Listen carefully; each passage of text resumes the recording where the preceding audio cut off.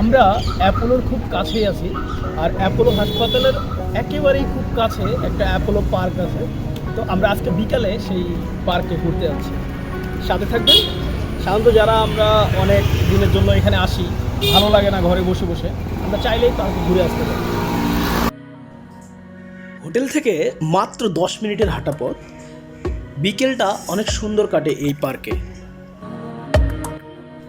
আবার আপনি চাইলে 50 রুপি ভাড়ায় অটোতে করেও এই পার্কে যেতে পারবেন। পাশাপাশি দুটি পার্ক অবস্থিত। একটি পার্কে প্রচুর এক্সারসাইজ করে সবাই। এই পার্কটি তুলনামূলক বেশি সুন্দর। এই পার্কটি বেশ গোছানো এবং পরিপাটি। পার্কটির চারপাশে একটি রাস্তা বেষ্টিত এবং পার্কটিতে রয়েছে অনেক বাচ্চাদের খেলনার দোলনা, আরও অন্যান্য সামগ্রী। বিকেলের পর অনেকেই এখানে ঘুরতে আসেন।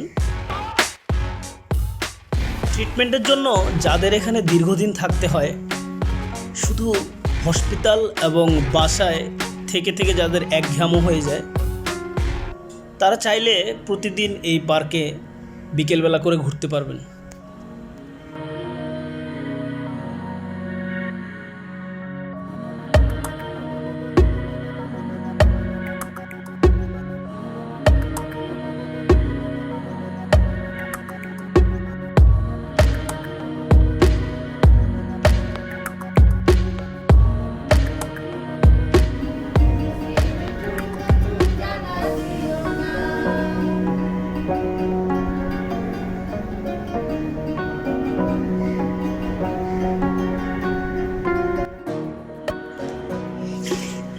পার্কের এই কনসেপ্টটা আমার কাছে খুবই ভালো লেগেছে।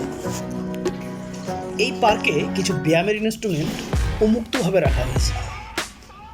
যে কেউ চাইলে এই ইনস্ট্রুমেন্টগুলো ব্যবহার করে ব্যায়াম করতে পারবেন।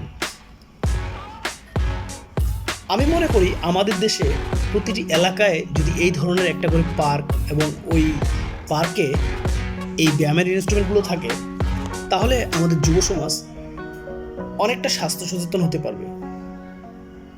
সত্যিকার অর্থে এই ধরনের পার্কগুলোতে আমরা দেখি যে নেশাগ্রস্তদের একটা আড্ডা হয়।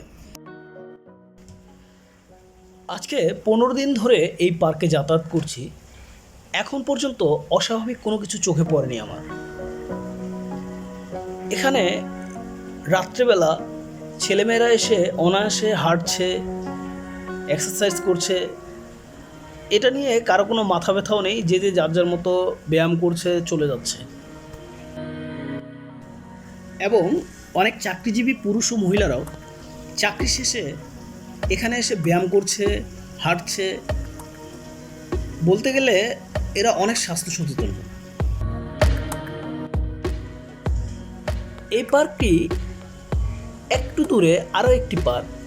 এই পার্কে সবচেয়ে বেশি এক্সারসাইজ করা হয়। ভিডিওটি ভালো লাগলে লাইক, কমেন্ট ও শেয়ার করে দিবেন। শেয়ার করে অন্যদেরকেও দেখার সুযোগ করে দিবেন।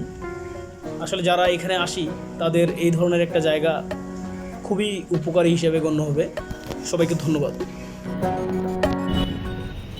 পরবর্তী পর্বে আপনাদেরকে দেখাবো Chennai city centre, Swami Vivekananda heritage museum ও স্যান্থম ক্যাথেড্রাল চার্চ।